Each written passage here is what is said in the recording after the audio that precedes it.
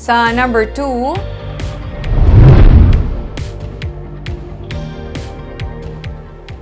mas luyag sa probinsya ang magpatuman sang RT-PCR test o kon rapid antigen test sa mga mag-aabot nga pasahero gikan sa Manila.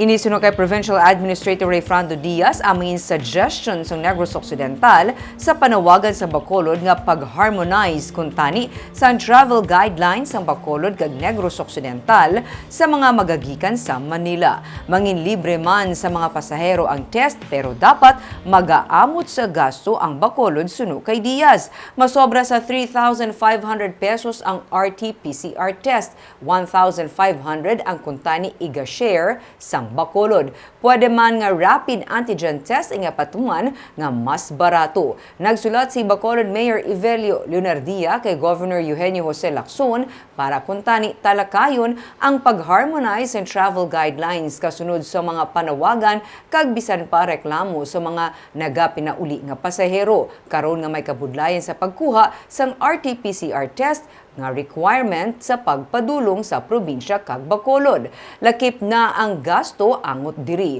Suno kay Diaz, ang ginaduso sang Bacolod nga rapid antigen test na lamang tigaylo sang RT-PCR test ang mabudlay. Labi na nga hindi man ini ma-document. Dugang pa niya, pila naman lang kaadlaw kag mag-Pebrero na kag base mahimo nga may paghalog naman sa travel requirements. The province is willing to swab for free upon arrival, no? Hindi na kita mag-rapid antigen test sa Manila. Why? Paano mo i-document nga nag-negative ka sa rapid antigen test? May ara result nga nag-issue how? Ano dalo nilang ilang rapid antigen test kay pakita sa airport. Kisa mag-meeting kami, why man siya ga-attend? Ang ga-attend, hindi man ka-decide. That has always been the case.